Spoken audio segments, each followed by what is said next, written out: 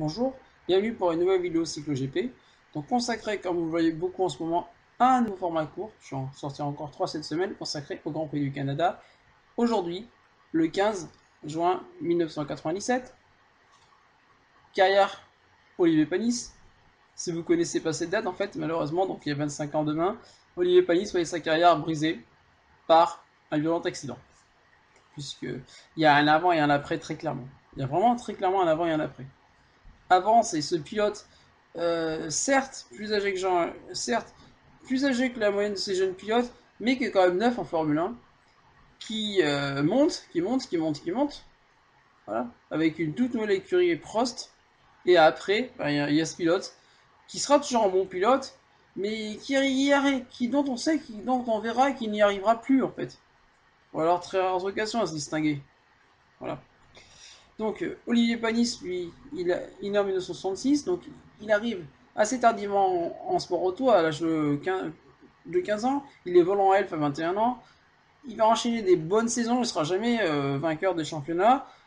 Il sera toujours deuxième, troisième, toujours barré par des Christophe Bouchu, par des pilotes de sa génération, qui eux par contre ne sont pas en Formule 1. Et voilà. Donc ça reste un super bon pilote, ça reste. Et ici, donc enfin, en 1993, il va aller gagner ce titre en Formule 3000 qui va lui permettre d'accéder à la Formule 1, grâce notamment ici à l'écurie Dams. Donc Dams, qui a quand même des liens assez étroits avec Ligier, va lui permettre de signer des essais avec Ligier. Il convainc donc l'écurie Ligier de l'engager ici. Et donc en 1994, il débute en Formule 1 à l'âge de 28 ans, ce qui est quand même très âgé, déjà à l'époque. Il fera équipe avec Eric Bernard qui revient lui aussi de blessure. Eric Bernard, c'était lui aussi un pilote qui était ultra prometteur. C'était le meilleur ami de Jean Lézy. C'est toujours le meilleur ami de Jean Lézy. Et donc, avec Jean Lézy, c'était deux mecs qui étaient vraiment hyper talentueux à la fin des années 80. Sauf que Eric Bernard, il s'explose des jambes au Grand Prix de Suzuka en 91 lors des essais. Donc, s'ensuit des années de galère. En fait, Panis, dès cette première année, il va exploser Eric Bernard, pourtant plus expérimenté que lui. Il va littéralement le laminer, avec comme point d'orgue ce Grand Prix d'Allemagne où il termine sur le podium. Il marquera des points régulièrement.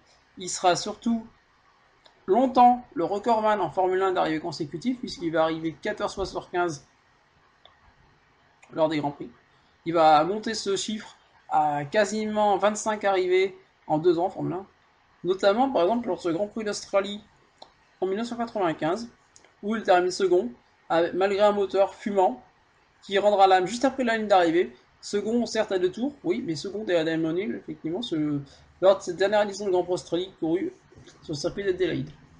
L'année suivante, 96, en fait, l'écurie, là, pour le coup, elle est passée totalement sous contrôle de Tom Winkinshaw, donc de TWR. Ils ont toujours cette voiture, qui est une espèce de copie de la Benetton. Et ici, arrive enfin le jour de gloire pour Olivier, la victoire au Grand Prix de Monaco.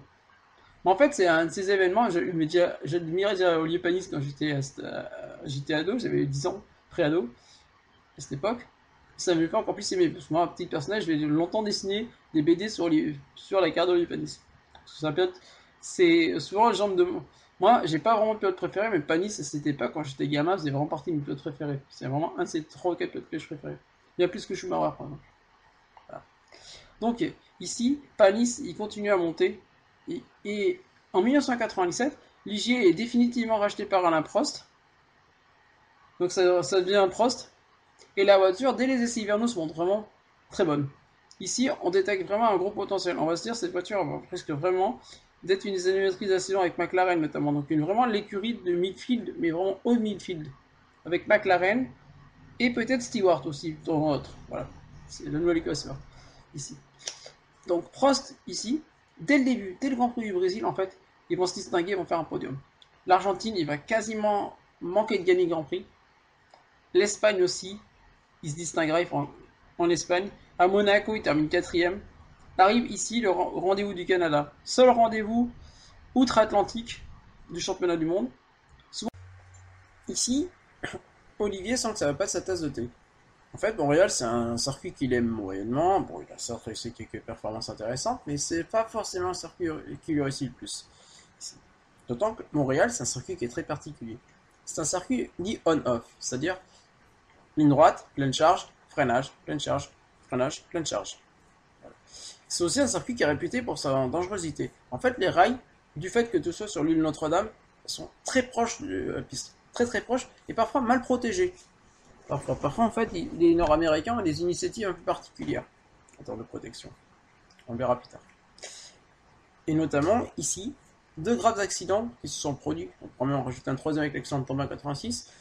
Et donc ici, en fait, nous avons eu 1980 avec Jean-Pierre Jabouille qui se fracture les 2 jambes suite à un choc entre des rails mal protégés. Alors Jean-Pierre Jabouille était encore pas si mauvais que ça sur la Renault.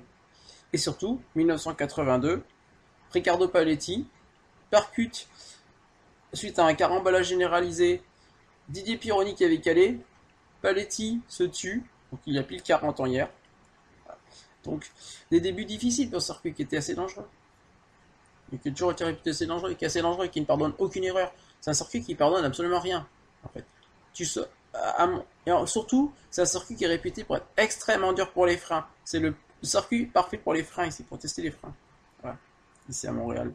Donc Olivier arrive ici, tout de même serein quand même, après un très bon début de saison. En fait, Prost d'ailleurs est serein. Prost, franchement, ne pensait pas réussir un aussi bon début de saison.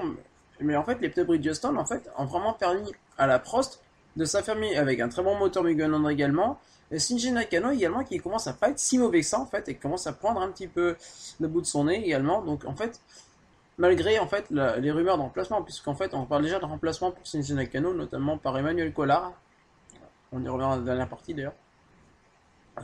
Donc ici, Olivier va réussir de bons essais. Bon, ce ne sera pas les essais les plus parfaits du monde, mais ce sera quand même de bons essais, puisqu'il va se placer 10e sur la grille à un peu moins d'une seconde de la pole position, ici. Donc, il s'élance, et on va voir, tout va foirer dès le départ. Dès le départ, en fait, tout se complique pour Olivier, en fait.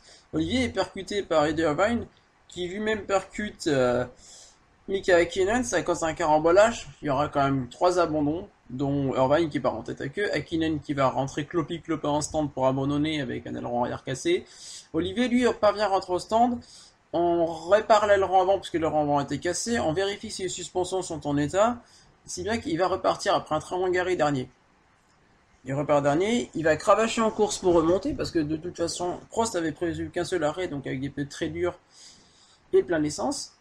Donc il va effectuer son arrêt environ au 45e tour environ, mais au moment de cet arrêt, il percute le mur en rentrant en stand. Et il omet de demander à son équipe de vérifier les suspensions arrière si jamais elles sont en état. Chose qui n'est pas vérifiée, et malheureusement, au 52e tour, la suspension arrière, juste avant le virage pont de la Concorde, va lâcher. Donc la voiture, elle oblique brutalement, d'un coup, juste après le virage numéro 5, donc juste après la première chicane, elle oblique brutalement à droite, donc pas percuter le rail, ce qui a pour effet de casser l'aileron avant, qui bloque les roues. Donc là, la voiture devient manœuvrable, et Olivier malheureusement va filer dans le virage numéro 6, percuter les murs de face. Ici en fait les Canadiens, comme je vous expliquais, ont eu la bonne idée de mettre un mur de pneus ici, un endroit qui n'était pas forcément approprié. Donc la voiture va venir se ficher, comme l'aileron est cassé, en pointe dans le mur de pneus, ce qui va avoir pour effet de casser le châssis au niveau des jambes du pilote. Donc en fait le châssis est cassé et malheureusement donc, en fait sous le choc les jambes d'Olivier, le tibia de Olivier sont fracturés. Donc la voiture elle reste plantée et Olivier Panis, on voit tout de suite, il tente de sortir de sa voiture. Il va essayer, il va quasiment réussir à sortir de sa voiture. Et puis, comme il explique, la douleur est trop forte, donc il préfère rester dans la voiture. Il communique par radio avec Alain Prost pour lui expliquer le problème. Donc ici, les commissaires commencent à se précipiter et ici, les commissaires vont commettre une erreur. Ils vont sortir Olivier Panis de la voiture. À lire de Sid Watkins qui leur demande justement de ne pas le sortir. Donc Sid Watkins arrive aussi très rapidement. Et donc il constate les dégâts, il commence à soigner. Et ici justement, ça sera là où, pour le coup, Jacques Lafitte aura une intervention très pertinente, contrairement souvent. Jacques Lafitte expliquera vraiment précisément, moi je me rappelle quand j'étais gamin, les procédures qu'ils utilisent, puisque lui-même avait été victime d'un très grave accident en 86. Voilà, donc il explique comment ça se passe. Donc Panis, ici on a 6 gens, a very unhappy head. Voilà. That is Professor Sid On commence Watkins in the à white soigner, on place dans overalls une and the ambulance, blue on cap, l'évacue vers le who centre was médical de straight out Saint-Louis onto ici. the scene Donc, le centre médical, in the effectivement, quand special s'agit de prendre medical la car. fracture, He Alain sits in Prost qui that a car. couru, effectivement, constate les dégâts. Il sait que son pilote va être indisponible un certain temps. Ensuite, donc, on l'évacue vers l'hôpital de Montréal où il est opéré une première fois pour réduire les fractures notamment. Et ensuite, donc, il sera évacué et re-soigné par le docteur Saillant à Paris. Et malheureusement, ici, on va constater quand même que l'absence va être longue, environ 3 à 4 mois, ce qui est très long. Donc, et surtout, bah, en fait, malheureusement, Olivier Panis, bah, ça brisera sa carrière, puisqu'il y a un avant et un après, malheureusement. Ici, le Grand Prix, qui est arrêté au 54e tour finalement, est marqué par une dernière incongruité. En fait, Gianni Morbidelli va accrocher le coéquipier de Olivier, donc Shinji Nakano, alors que la safety car ralentit au moment du drapeau rouge. C'est donc un final quand même qui est chaotique, que Michael Schumacher gagne le Grand Prix, au final, devant Jean Alesi, avec un peu moins de 3 secondes d'avance. Shinji Nakano, le coéquipier Olivier, va se montrer à la hauteur ce jour-là et marquera son unique point après s'être battu en fin de course avec David Coulthard et sa McLaren bien plus puissante et surtout un pilote bien meilleur que Shinji Nakano. Shinji Nakano d'ailleurs va récidiver lors du Grand Prix de Hongrie en inscrivant un second point. Ici, se montrant finalement donc à la hauteur en fait des événements. Et ici en fait, dès le lendemain en fait, dès le soir même, Alain Prost doit trouver un second pilote. Alors, il aura plusieurs choix, notamment 2 choix assez logiques. Emmanuel Collard qui vient de faire d'excellentes 24 heures du Mans et qui est son pilote d'essai, qui est pressenti vraiment, jeune pilote, Emmanuel Collard, il a 26 ans, voilà, très bon dans les formules de promotion, excellente, un vrai prodige ici, qui avait fait des essais dès l'âge de 19 ans en Formule 1. Mais, en fait, il a un concurrent de taille. Ici, Gardon Trulli. Gardon Trulli, c'est protégé de Flavio Briatore qui possède encore quelques billes chez Prost, avec Prost.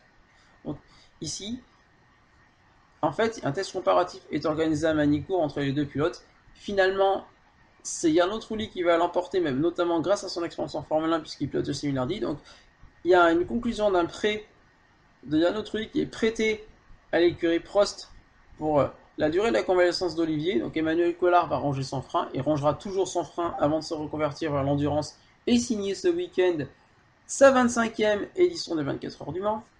C'est dire. Voilà. Donc, ici, en fait, Jarno Trulli va parfaitement se montrer à la hauteur, puisque Jarno Trulli va mener le Grand Prix d'Autriche avant de casser le moteur, marquer plusieurs points, à tel point qu'il est recruté pour la 198. Oui, mais en fait, Olivier va revenir, marquera encore un point lors de son retour. Oui, mais en fait, ceci a cassé la dynamique de l'écurie Prost. Cet accident a cassé la dynamique de Prost. Prost, en fait, il était dans une super dynamique. Il venait de trouver un moteur avec un échange avec l'écurie Jordan. Ils avaient échangé leur moteur. Donc, le Mugen Honda chez Jordan et le Peugeot chez Prost. Des partenaires, notamment Canal+, une augmentation des fonds de la CEITA. Voilà, donc tout pour réussir. Et finalement, cet accident, ça casse tout. En fait, la saison 98 sera un désastre, puisque la AP01 est une des pires voitures vues en Formule 1 dans les années 90, un ratage total. Non seulement, en plus, les relations qui étaient extrêmement bonnes entre Panis et Prost se dégradent de plus en plus. Les sponsors n'arrivent pas, notamment grâce à l'ingérence de Monsieur Chirac, qui promettait des choses mais qui n'a jamais tenu ses promesses. Voilà. Et finalement, cette écurie coulera début 2002, il y a 20 ans, le 23 février 2002, puisque la faillite sera officialisée ce jour-là. Voilà. Un beau gâchis, Prost, au final. Un beau gâchis. Et la carrière d'Olivier, elle, s'en relèvera, mais très très difficilement. Olivier Panis va continuer chez Prost jusqu'en 99, puis devenir essayeur chez McLaren pour y faire un excellent travail, avant, finalement, de conclure sa carrière d'abord chez BAR, puis ensuite chez Honda, comme pilote, puis comme essayeur. Et tout cela avant de créer l'écurie Barthez Panis Racing en endurance avec Fabien Barthez, ancien gardien de l'équipe de France. Voilà. Pour être toujours présent donc à l'heure actuelle en endurance comme patron d'écurie encore ce week-end au Mans, et avec son fils Aurélien désormais. Voilà. Donc c'était Lionel de la chaîne Cycle GP. Pensez à vous abonner, c'est toujours sympa. Vraiment, je vous remercie les derniers abonnés. Commentez aussi, c'est toujours sympa. Et je remercie la personne qui m'a commenté là encore dernièrement. Voilà. Partagez aussi, ça permet de faire connaître la chaîne. Et voilà, c'est toujours sympa de faire connaître. Vous voyez, je suis un contenu un peu différent, c'est pas de faire connaître. Voilà, n'hésitez pas. Voilà. Donc c'était Lionel de la chaîne Cyclo GP. Au revoir et puis bon Grand Prix du Canada dimanche. 25 ans déjà. Putain, ça me marquait quand j'étais gamin. C'était à la fin de la CM1, ouais, putain, Panis. Ouais. Panis, c'est un de mes pilotes préférés.